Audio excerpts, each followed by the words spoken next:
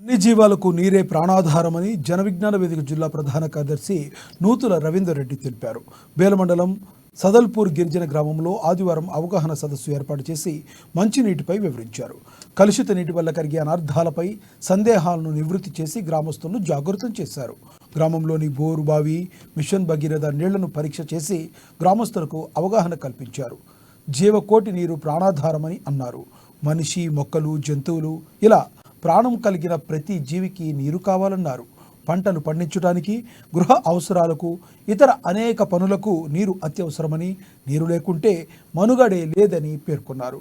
కలుషితమైన నీటిని తాగడం వలన కలరా, నీళ్ల విరోచనాలు, వాంతులు, టైఫాయిడ్, నులిపురుగులు, ఫ్లోరోసిస్, కామెర్లు వంటి అనేక ప్రాణాంతకమైన వ్యాధులు వచ్చే అవకాశం ఉందన్నారు.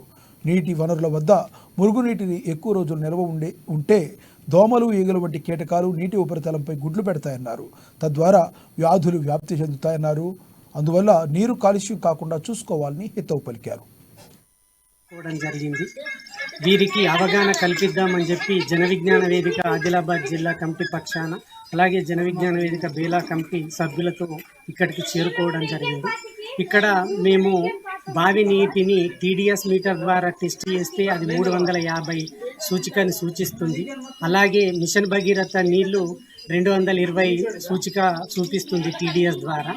ఈరోజు ప్రజలకు మిషన్ భగీరథ నీరే మంచిదని చెప్పి అవగాహన కల్పించడం జరిగింది TDS మీటర్ ద్వారా.